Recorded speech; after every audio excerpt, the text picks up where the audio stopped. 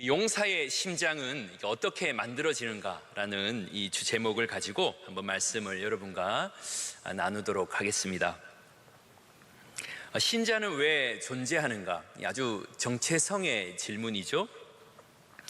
정체성의 이 고민은 예수를 믿고 나면 찾아오는 이 무거운 주제입니다. 하나님은 이 위대하신데 신자가 나약할 때, 이 성령은 능력이 있으신데 나는 영향력이 없을 때, 주님은 지혜가 충만하신데 나는 무지할 때, 그래서 이 세상에서 경쟁력이 없는 자로 살아갈 때 신자는 이 정체성의 고민을 하게 됩니다. 어떤 경우는 세상보다 열등하다고 생각이 들고 무기력할 때, 때로는 더 탁월하지 못함에 대해서 우리는 혼란 속에 빠지게 됩니다. 창세기 12장에 보면 아브라함을 부르실 때에 그의 이름을 창대케 한다라는 이 설교를 많이 들었어요. 아멘이라고 아주 우리는 많이 외쳤지만 나에게는 그런 일이 일어나지 않을 때, 나를 부르신 하나님은 지금 무엇을 하시는가 고민을 하게 됩니다.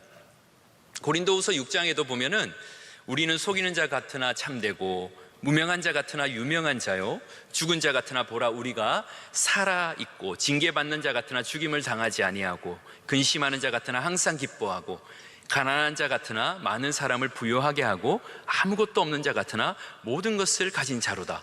여러분, 이런 말씀을 많이 듣고 아멘으로 화답했고 힘을 얻었지만 나는 여전히 무명합니다. 나는 여전히 근심하고 있어요. 나는 여전히 아무것도 없는 자일 때가 더 많아요. 말씀과 이 현실의 격차가 너무나 커요.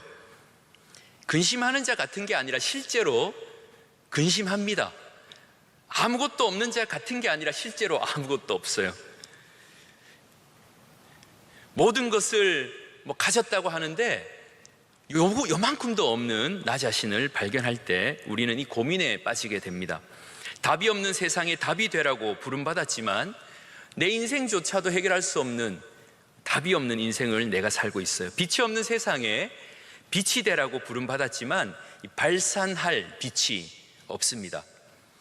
이 골리앗 앞에 신자는 언제나 이 패배자로 서 있습니다.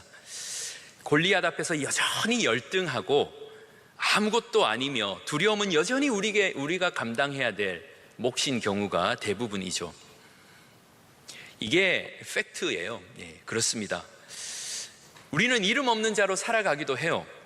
영향력 없는 미약한 자처럼 우리는 세상 속에서 살아갈 때가 아주 많이 있어요. 그러나 여러분, 진실은 이겁니다. 하나님이 부르신 신자는 누구나 예외 없이 주님의 특별한 타이밍에 특별한 사명을 위해 준비되고 있는 자로 살아가요. 지금의 현 주소가 어떠하든지 간에 특정한 순간 위대한 일을 위해 예비되고 만들어져 가는 중이라는 뜻입니다. 준비되는 과정 속에서 우리는 무명한 자처럼, 아무것도 없는 자처럼, 죽은 자처럼 보이는 것 뿐입니다. 아직 그때가 안 온 것 뿐이에요. 예수 믿은 후 신자는 어떤 순간이 되면 누구나 다 이런 순간이 와요. 소명과 사명에 대한 거룩한 자기 자각이 생겨요. 신자는 누구나 이것 때문에 주님이 나를 부르셨구나 하는 자기 자각을 경험하는 날이 옵니다. 바울은 구원받으면서 동시에 이방인을 위한 사도로 부름받은 것을 알았어요. 이것 때문에 하나님이 나를 부르셨구나. 우리가 잘 아는 다니엘은 바벨론의 포로로 끌려가서야 비로소 선지자로 부름받은 자신의 소명을 알게 되었어요. 이것 때문에 라는, 때가 바벨론까지 포로로 끌려가니까 알게 된 거예요. 다니엘의 세 친구는 바벨론에서 풀무불 앞에 서기까지 몰랐던 사명을 풀무불 앞에서 깨닫습니다. 불꽃 앞에서도 믿음으로 순교적 삶을 살도록 부름받았다라는 확신이 풀무불 앞에 가서야 알게 된 거죠. 요셉은 많은 사람을 구원하기 위해서 하나님이 애굽에 팔리게 하셨다고 고백하지요. 총리로 세워지기 전에는 몰랐던 거룩한 자기 자각입니다. 노예였던 이 요셉은 그 노예로 살 당시에는 죽은 자처럼 살았어요. 무명한 자였어요. 아무것도 없는 자였어요. 그러나 그 모든 과정은 어떤 한순간을 향해 전진하고 있는 과정이었습니다. 요셉을 하나님이 준비시키는 과정이었어요. 준비되는 과정 속에서는 때로 우리는 아무것도 없는 자처럼, 근심하는 자처럼, 정말 죽은 자처럼, 아니 그냥 죽어 있는 자처럼 살 때가 있습니다. 하나님이 어떤 거룩한 한 순간을 위해 나를 부르셨구나 하는 그 결정적인 순간, 예수 믿고 난 이후 이 땅에 존재해야 할 이유를 깨닫는 순간은 누구에게나 다 있어요. 구원으로의 부르심과 더불어 사명으로의 부르심이 있습니다. 우리는 그 부르심을 깨닫기까지 하나님의 손에 의해 준비되어 가고 있어요. 하나님의 손에 의해 빚어져 가는 동안 특별한 일이 일어나지 않고 부족해 보입니다. 그러나 여러분, 때가 되면 확연히 다른 부르심 앞에서 무릎을 칠 날이 오는 것입니다. 그러므로 여러분, 우리의 신앙의 전성기가 아직 없다고 말하는 사람 있습니까? 작은 자, 영향력 없는 미약한 자처럼 살아가는 자 있습니까? 나는 단 한 번도 성령의 충만함으로 땅을 뒤흔드는 그런 역사를 잃어본 적이 없다, 이렇게 말하는 자들 있습니까? 나는 단 한 번도 골리앗을 넘어서 본 적이 없어, 이렇게 말하는 자 있습니까? 나는 왜 존재하는가 고민하는 분들 계십니까? 하나님 나라를 위해 예비되고 있는 중이라는 사실을 우리는 알아야 돼요. 토기장이신 하나님이 지금도 여전히 여러분을 빚고 계세요. 아직 여러분들의 전성기는 오직 않았어요. 토기가 빚어지고 있을 때 다 마르지 않은 상태에서는 무언가 담으면요, 토기는 곧 찌그러지며 내용물을 담아내지 못하고 금방 구멍이 나게 됩니다. 다 빚어졌을 때, 다 마르고 딱딱해졌을 때 비로소 거룩한 사명을 담아내는 그릇으로 쓰임받게 되는 것입니다. 신자는 모두 잠재력, 그러므로 100%의 사람이에요. 모두에게는 때가 있어요. 그러므로 여러분, 무명하다고, 연약하다고, 나는 좌절할 수밖에 없는 이유를 수만 가지 가지고 있다고 너무 빨리 낙담하지 마십시오. 언젠가 하나님이 이것을 위해 나를 불렀구나, 그렇게 무릎을 탁 치며 자각하는 날이 온다라는 것입니다. 세례 요한도 때가 있었어요. 때. 누가복음 1장 80절 말씀에 보면 이런 말씀이 나와요. 아이가 자라며 심령이 강하여지며 이스라엘에게 나타나는 날까지 빈들에 있으니라. 자, 그에게도 세상에 나타나는 날까지 빈들에서 무명으로 아무것도 없는 자처럼 살 때가 있었습니다. 그러나 그가 이스라엘에게 나타나는 때는 모든 사람을 부욕해 하는 자로, 모든 것을 가진 자로 나타났어요. 그렇습니다. 우리의 인생을 지금 현 상태가 전부인 것처럼 너무 빨리 여러분 결론 내리면 안 됩니다. 하나님이 말씀하기까지, 하나님이 거기까지야 말할 때까지 내가 먼저 우리의 인생을 결론 내면은 안 돼요. 하나님이 이때다 하는 순간, 여러분 그게 오늘 밤이라도 당장 무슨 일이 일어날지 여러분 아무도 몰라요. 결론은 언제나 내가 내는 게 아니라 하나님이 내세요. 평가는 언제나 내가 평가하는 것이 아니라 하나님이 평가를 하는 것입니다. 하나님이 끝이라고 할 때가 여러분 끝이에요. 오늘 이 밤에 우리 가운데에 끝난 것 같은 위기 앞에 있는 분들 여러분 계십니까? 내 인생은 이걸로 끝이야, 결국 내 인생이 요만큼이었구나, 그렇게 말하는 분들 계십니까? 하나님이 끝내지 않았다면 여러분 끝이 아니에요. 오늘 다윗을 양치는 목동으로 그의 인생을 결론 짓지 않으신 하나님은 여러분의 하나님이에요. 하나님은 다윗을 목동으로 인생을 마무리 짓게 만들지 않으셨다라는 것입니다. 하나님은 언제나 다음 스텝을 예비하시고 이끌어 가시는 하나님 아버지십니다. 오늘 말씀에서 이 2세 아버지의 미천한 심부름꾼이었던 무명의 이 다윗, 그의 다윗이 어떻게 용사로 성장하는지 보여주는 말씀이 오늘의 말씀이에요. 오늘 이 다윗의 이 이야기가 나오죠. 그는 자신의 집에 가정사를 위해 존재하는 사람이었어요. 형제들 중에서 허드렛 일을 하는 무명의 막내 아들이었습니다. 그러나 다윗은 지금 하나님 나라의 일을 위해 부름받고 있어요. 오늘 본문에 보면 그의 가정사가 나라의 일, 국사로 바뀝니다. 2세 아버지의 작은 명령에 순종하던 무명의 심부름꾼이 하나님이 출전시키는 대표 용사가 되고 있어요. 무명한 자가 유명한 자로, 가난한 자가 부욕해 하는 자로, 죽은 자 같은 자가 진정 생명을 가진 자로 이 다윗이 출전합니다. 양치기에서 용사로 부름받는 위대한 전환점, 그게 바로 오늘의 말씀이에요. 오늘 말씀을 통해 우리가 아는 것은 그러므로 하나님에게는 다 때가 있다는 거예요. 하나님이 우리를 구원하시고 바로 천국으로 데려가지 않고 이 땅에 남겨놓으신 이유를 알게 되는 때가 있어요. 그때까지 우리는 무시받을 수도 있습니다. 학교에서나 사회에서 왕따도 당할 수 있어요. 지금 다윗이 그 가정에서 왕따였던 것처럼 말입니다. 아무것도 아닌 존재로 실수도 할 수도 있고 너무나 연약한 존재로 살 수도 있어요. 그러나 하나님은 그 모든 과정을 통해 용사의 심장을 만드십니다. 그러므로 여러분, 지금 내 모습이 너무 초라해 보이고 지금 내 모습으로 앞으로 무엇을 할 수 있을까? 그렇게 생각하는 사람이 있습니까? 그래도 여러분 조금 더 힘을 내보십시오. 아직 머지않아 거룩한 전환점이 여러분에게 생길 것입니다. 지금의 다윗을 여러분 보십시오. 다윗은 지금 배달부예요. 오늘날의 시대로 말하면 배달의 민족의 원조예요. 지금 이 다윗은 형제들에게 음식을 전달하고 안부를 살피고 증표를 가져오는 이 단순한 노동을 하고 있습니다. 천부장에게도 치즈 10덩이를 주어야 했어요. 이 다윗의 손에 들린 도시락은 전쟁에 나간 형들과 천부장이 육신의 힘을 위해 필요한 것이었습니다. 그러니까 다윗이 건네주는 음식은 병사들에게는 아주 중요한 것입니다.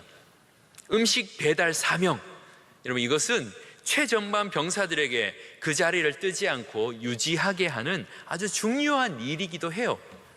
그러나 여러분, 그 음식 배달 사명은요, 전쟁은 끝내지 못해요. 조금 더 버티기는 하겠지만 본질적인 문제인 거인 골리앗의 문제는 해결해 주지 못하는 사명이에요. 골리앗에게는 이 다윗의 손에 있던 음식보다 더 많은 음식을 가지고 있었을 것이며 그 음식을 먹음으로 인해 이 육신의 힘을 얻는 것보다 더 큰 힘을 갖고 있는 자가 골리앗이었어요. 다윗의 이 음식 배달 사명은 이 큰 전쟁에서 아무런 영향력을 주지 못하고 있어요. 본질적인 문제를 해결하지 못해요.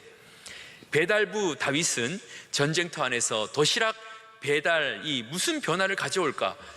전쟁터에 딱 가보니까 막 절망을 했을 것입니다. 전쟁터에 들고 들어간 도시락은 아주 초라해 보였을 거예요. 야, 내가 이것을 위해 지금까지 내가 살아왔나? 내가 이 정도밖에 안 되는가? 아마 그렇게 생각했을 수도 있어요. 그러나 여러분, 작은 일에 대한 순종이 오늘 결정적인 순간에 이르게 했어요. 다윗은 아버지의 말을 잘 듣는 착하고 착한 어린 아들이었습니다. 심부름 가라니까 그냥 심부름 가고 도시락 배달하라니까 그냥 도시락 배달을 했어요. 음식 심부름 자체가 위대한 일은 아니지만 그 심부름이 있었기에 그 다음 스텝으로 넘어갈 수 있게 되었어요. 오늘이 바로 그때가 된 것입니다. 작은 일을 하는 동안 하나님은 그를 용사로 지금 만들고 계세요. 용사의 심장은 그러한 작은 일을 하는 동안 그 내면 속에서 하나님이 알게 모르게 만들어 가십니다. 약한 자를 들어 쓰시는 하나님은 약한 자 속에서 차곡차곡 일을 하시며 용사의 심장을 만들고 있어요. 우리는 오늘 작은 일에도 놀라운 역사를 예비하고 계시는 그 하나님의 섭리를 그러므로 기대할 수 있어야 돼요. 주어진 모든 순간에 여러분 충성되게 작은 일에 최선을 다하다 보면 언젠가 다음 챕터로 넘어가는 순간을 만날 때가 있어요. 오늘이 다 도시락 배달을 하다가 이 하나님의 놀라운 이 다음 챕터를 여는 순간에 이 다윗이 들어간 것처럼 말입니다. 그러므로 여러분, 신자는 그냥 머물러 있는 자가 아니에요. 정체되어 있지 않습니다. 평범하며 동일한 일을 하는 듯 하지만 새로운 다음 스텝을 위해 준비되는 자가 우리 신자예요. 그 새로운 일은 우리가 만들어내는 게 아닙니다. 새 길은 하나님이 만드시고 큰 길은 하나님이 내세요. 순종하다 보면 어느 순간 다음 단계의 사람으로 내가 성숙해 있음을 발견하게 돼요. 오랜 길을 걷다 보면요, 새로운 길을 접어드는 순간을 만나게 돼요. 그러므로 여러분, 지금 우리가 하고 있는 일, 나의 현실이 너무나 부족해 보이고 그냥 배달부 정도밖에 느껴지지 않고 내가 이것을 위해 이 땅에 존재하는가, 여러분 그런 생각이 든다 하더라도 때가 있다라는 거예요. 그 일을 계속 하다 보면은 다음 챕터를 넘기시는 그 하나님을 만나는 때를 우리는 만나게 됩니다. 요단강 도하 사건을 여러분 기억해 보십시오. 백성은 이 법궤를 따라 멀리서 걸어오는 게 여러분 전부였어요. 한 걸음 한 걸음 걸어가는 게 전부였습니다. 백성은 요단강 도하 사명을 받았지만 요단 강물을 본 적이 없다는 사실을 여러분 아십니까? 거기에는 강이 아니라 마른 땅, 마른 길만 있었어요. 순종하며 한 걸음 한 걸음 걸어가다 보니 강은 없고 마른 길만 있었어요. 계속 그냥 가라고 해서 한 걸음 한 걸음 가다 보니 내 앞에 있을 것 같은 요단강이 보이지 않고 어느 순간 내 뒤에서 샤 하고 흐르는 요단강 물을 뒤돌아보니 발견하는 거예요. 한 걸음 한 걸음 가다 보니 이미 요단강을 건넌 나 자신을 발견하게 됩니다. 다음 단계로 이미 넘어갔어요. 요단강을 앞에 둔 자가 아니라 뒤에 둔 자로 영적 레벨업이 일어난 것입니다.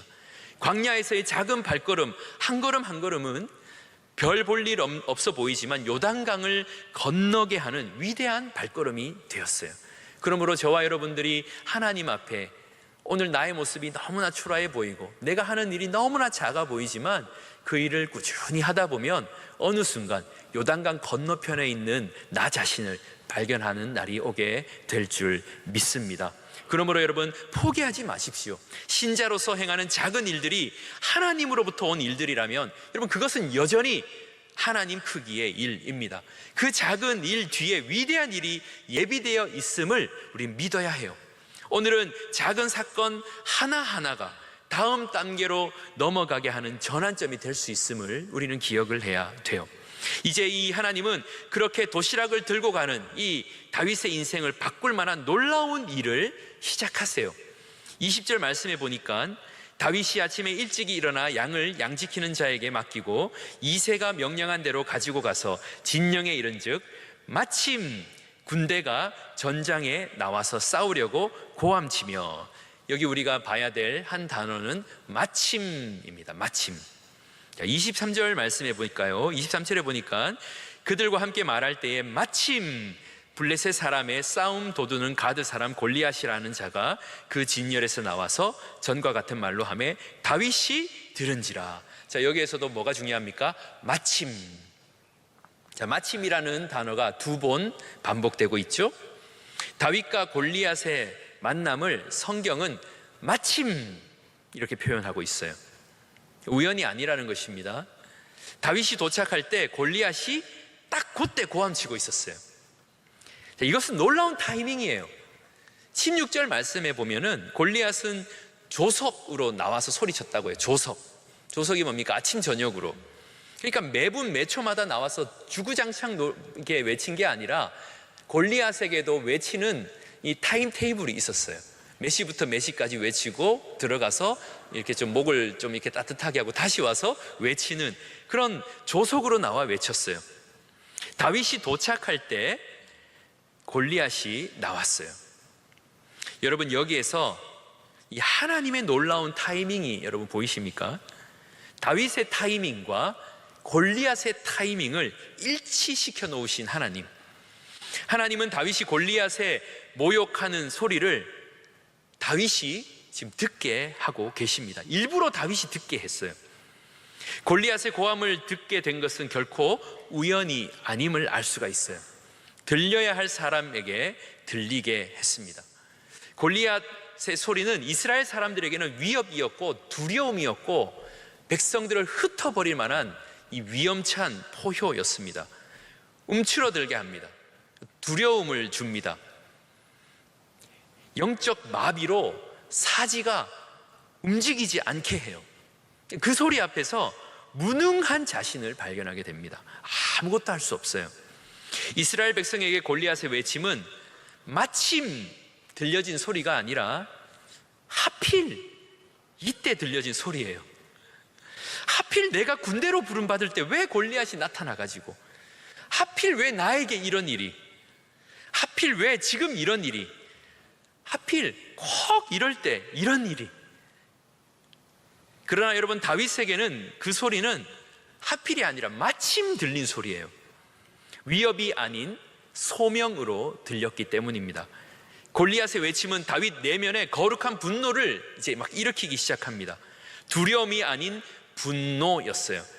이스라엘 백성에게는 두려움을 주는 소리였지만 다윗에게는 분노케 하는 소리였어요. 여기에서 우리는 다윗의 귀가 일반 사람들의 귀와 다르다는 것을 알 수가 있어요. 여러분, 지금 다윗은 다르게 듣고 있어요. 하필 이때 들린 소리가 아니라 마침 이때 들린 소리였어요. 지금의 위기를 하나님의 이름을 높일 기회로 듣고 있습니다. 하나님이 하실 일이 있음을 직감합니다. 다윗은 하나님을 모욕하는 소리를 믿음 없는 자의 귀로 들은 것이 아니라 하나님의 귀로 듣고 있습니다.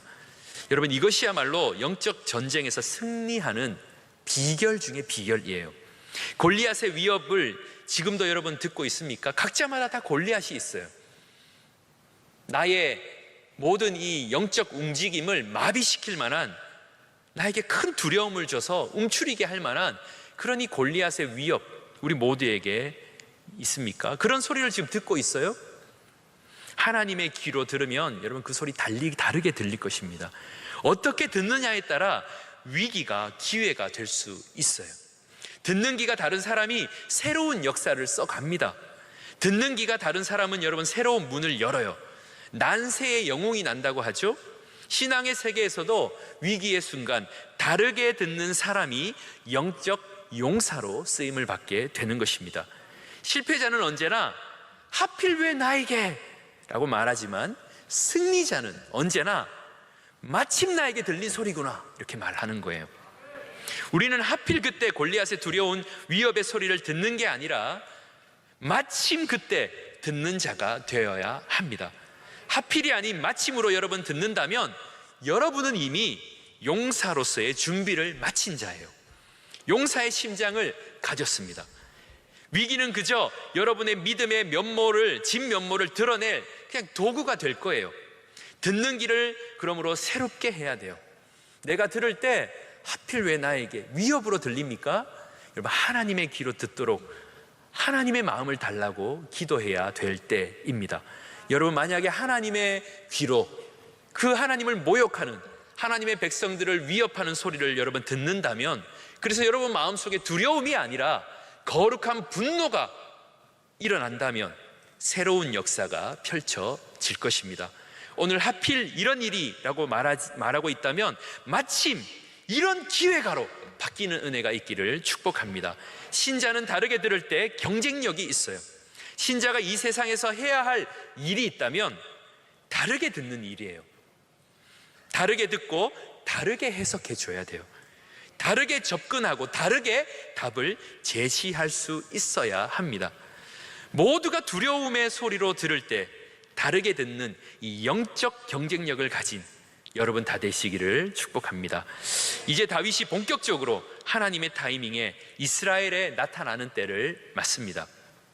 양치기 목동 배달부 다윗이 나라를 구원하는 용사로 거듭나는 순간, 22절에 보면 이런 말이 있어요. 하반부에 보면 다윗이 자기의 짐을 짐 지키는 자의 손에 맡기고 군대로 달려들어가 이렇게 나오죠. 다윗이 한 일은 이것입니다. 자기의 짐을 짐 지키는 자의 손에 맡겼어요. 이 형들에게 주고 뭐 이렇게 백부장에게 줘야 주고 증표를 받아오고 자기 손으로 다 해야 되는데 그냥 맡겼어요. 이 말은 뭐냐면 지금 다윗이 아버지 이새로부터 사명을 그렇게 큰 사명으로 여기지 않고 여기까지 가지고 왔다가 어느 순간 이 모든 짐을 내려놓아야 될 만큼 더 큰 사명을 발견했음을 우리는 알 수가 있어요. 다시 다윗은 자신의 손에 있던 짐을 다른 사람에게 넘겨줍니다. 이 순간이 여러분 얼마나 멋진지 모릅니다. 다윗이 위기를 만나니 자신의 내면에 있는 믿음이 지금 작동합니다. 그리고 믿음의 크기대로 행동해요. 자신의 손에 있는 것을 내려놓고 더욱 본질적인 일에 집중합니다. 여러분, 지금은 생계를 유지하게 해주는 도시락을 전달할 때가 아니에요. 본질적인 문제, 골리앗을 상대할 때입니다. 다윗은 지금 무엇에 집중해야 하는지 정확하게 알고 있어요. 문제 진단이 정확한 사람이에요. 영적으로 바르게 문제를 진단하고 있어요. 여러분 잘 보십시오. 지금 도시락이 왜 필요합니까? 골리앗과 같은 이 장수와 싸워야 되는 이 병사들의 생계를 유지하기 위해 도시락이 필요한 것이죠. 자, 그렇다면 골리앗이 없다면 도시락도 필요 없어요. 도시락을 내려놓고 그러므로 다윗은 문제의 본질인 골리앗과 싸우러 이제 나가기 위해 준비하고 있어요. 본질적인 문제를 파악한 다윗은 손에 도시락을 내려놓고 이제 물맷돌을 잡기 시작합니다. 여러분, 그렇습니다. 우리가 물질에 연연하고 있다면 물질이 전부라고 여기게 만드는 여러분 만몬신을 대적해야 돼요.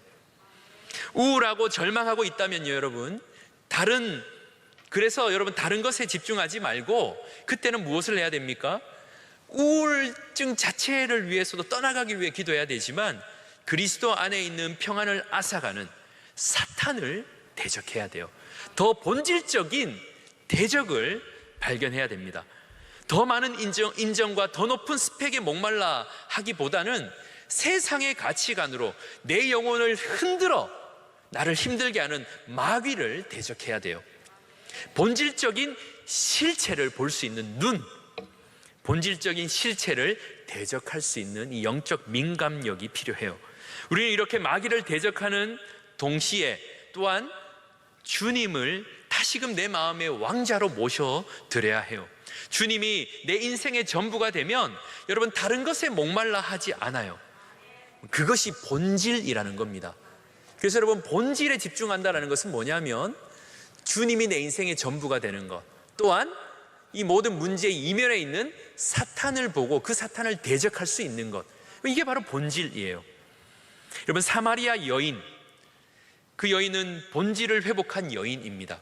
요한복음 4장에 나오는 여인이죠. 그녀는 한때 손에 무엇을 들고 있었습니까? 물동이를 들고 물동이를 의지하며 살았어요. 오늘 이 다윗에게 손에 이 도시락이 있었던 것처럼 이 여인도 생계용을 위해 이 물동이를 의지하며 살았습니다. 심지어 대인기피증까지 있었어요. 그녀가 주님을 만날 때 그의 손에 있던 물동이, 그것을 내려놓고 던져버렸어요. 더 이상 물동이가 필요 없는 인생이 되었어요. 대인기피증도 나음받았어요. 그가 피해 다녔던 사람들을 향해 마을로 뛰어들어가 그들을 대면하여 그가 먼저 말을 하며 담대하게 복음을 전하는 자가 되었어요.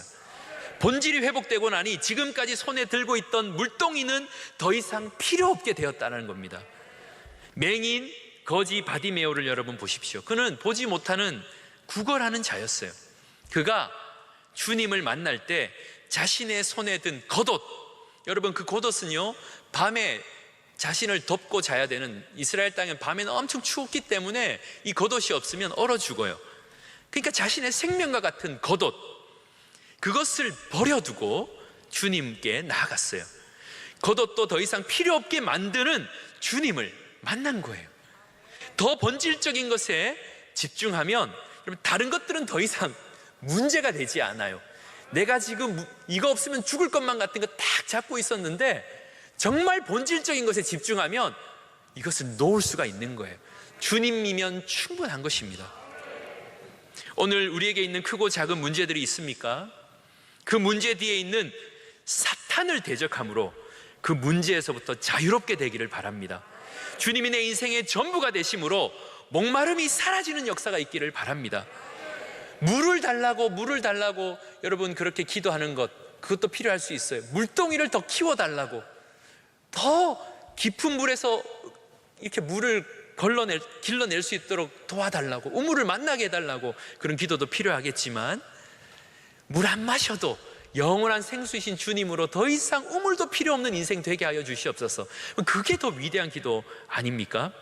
주님이 내 인생의 전부가 되므로 목마름이 사라지는 이런 역사, 손에 도시락, 손에 든 물동이를 버려도 될 최고의 가치, 하나님을 붙들게 되기를 바랍니다. 이제 용사답게 도시락이 아니라 골리앗을 상대할 물맷돌을 집어 올리는 여러분 이 밤 되기를 축복합니다. 본질을 붙드는 거예요, 여러분. 본질적인 문제를 다룰 줄 알 때 여러분 지엽적인 문제는 그냥 해결되는 것입니다.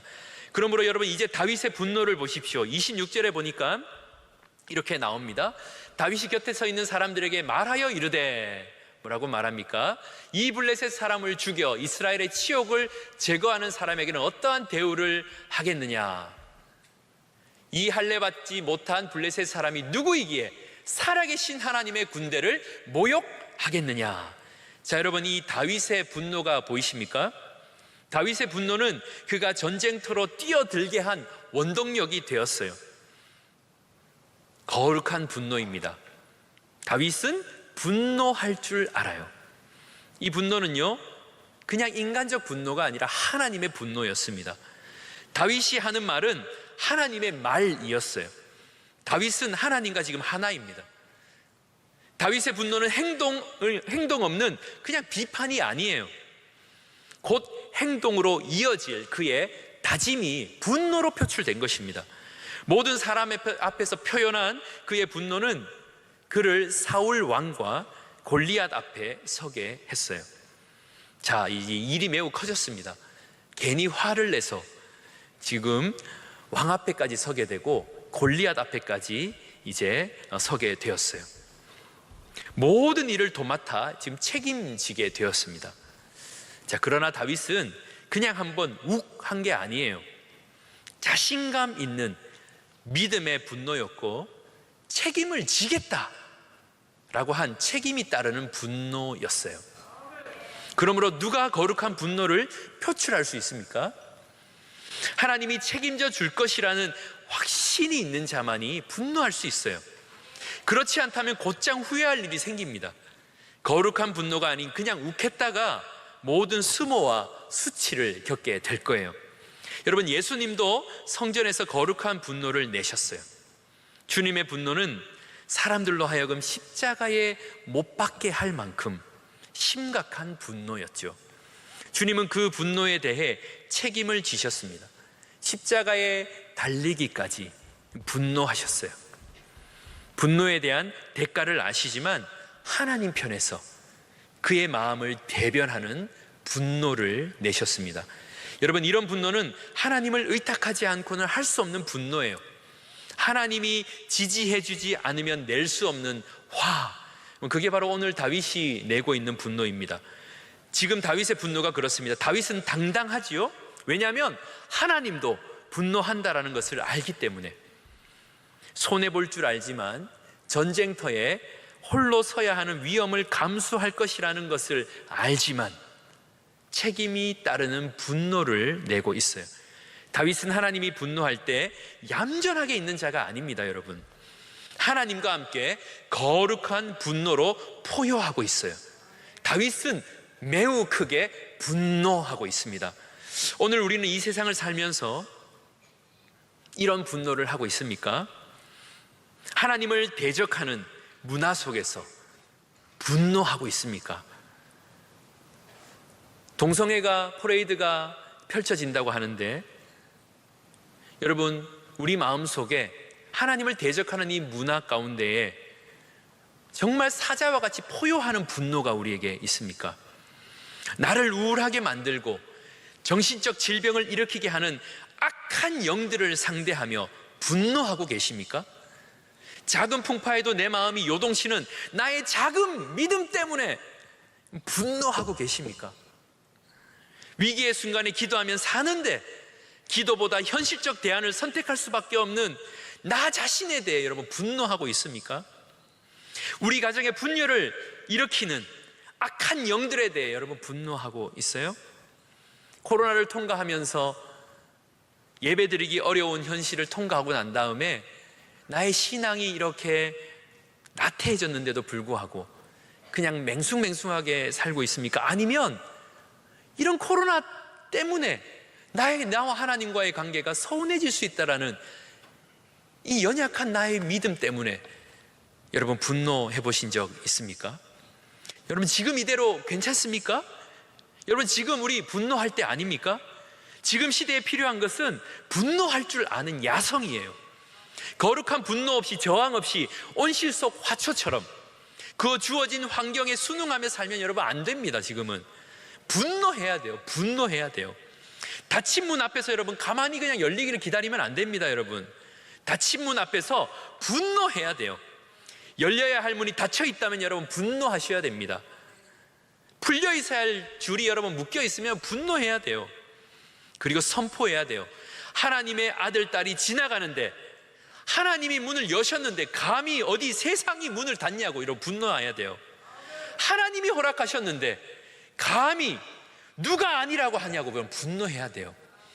하나님의 법이 아닌데 세상이 불법을 만들면 아니 감히 어디 하나님의 법이 아닌 것을 세상의 법이 맞다고 말하느냐고 여러분 분노해야 돼요. 분노해야 돼요. 여러분 지금은 거룩한 분노가 사라져가고 있어요. 너무나 나이스하게 신앙생활하고 있어요. 너무 친절하죠?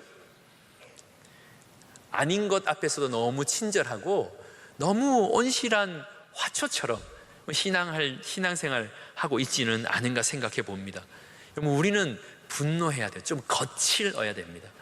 물론 사랑으로 사람들에게 친절해야 되지만 악한 이 문화 앞에서 악한 이 영적인 세상 앞에서 여러분 좀 거칠게 분노해야 돼요. 여러분 안 되는 일이 있으면 기도하다가 안 되는 일이 있으면 분노해야 되지 않습니까? 여러분 내 인생을 계속 발목을 잡는 똑같은 문제로 어제의 문제로 오늘도 쓰러지고 오늘의 문제도 또 쓰러지고 여러분 내일도 그 문제 때문에 동일한 문제 때문에 쓰러지고 있는 나 자신에 대해 여러분 분노하셔야 되죠. 여러분 사탄 마귀가 나를 지금 얕보고 있는 거잖아요. 나를 얕보는 사탄을 향해 분노하셔야 돼요. 어디 지금 하나님의 자녀에게 네가 지금 나를 얕보느냐 분노해야 돼요. 나를 얕보는 것은 하나님을 얕보는 것이고 나를 모욕하는 것은 하나님을 모욕하는 것이라고 여러분 분노하셔야 됩니다. 도시락을 손에 든 다윗은 양처럼 아주 귀엽고 작은 사람이에요. 그러나 골리앗 앞에서 분노한 다윗은 사자처럼 위험찹니다. 용사의 심장을 가졌어요. 그의 분노는 사자의 포효와 같습니다. 그의 분노 앞에 다윗의 고함, 위협은 고양이의 울음소리에 불과해요. 야옹야옹 하고 있는 것이죠. 사람들이 골리앗을 호랑이로 볼 때 분노한 다윗은 고양이로 보는 것입니다. 우리 모두도 이런 담대함, 이런 거룩한 분노를 안고 세상 속에서 살아가야 돼요. 영적 전선에서 포효하는 사자처럼 골리앗을 상대하기를 바랍니다.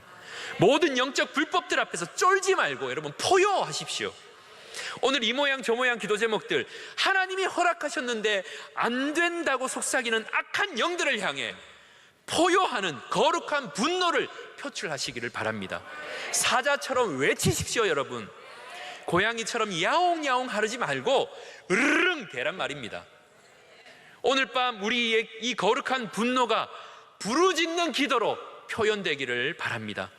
우리의 기도가 포효하는 사자의 소리가 되기를 바라요. 우리에게 절망을 주는 골리앗의 외침보다 더 크게 거룩한 분노로 골리앗을 향해 선포하십시오. 거룩한 분노로 하나님께 간구하세요. 안 되게 만드는 악한 영, 절망하게 하는 영에게 화가 좀 나야 되지 않습니까? 분노가 일어나야 돼요.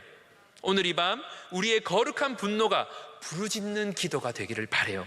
골리앗이 넘어지며 하늘의 문이 열리는 그런 놀라운 부르짖음 오늘 우리에게 있기를 바랍니다. 분노하는 다윗에게 사탄이 또 지지 않아요.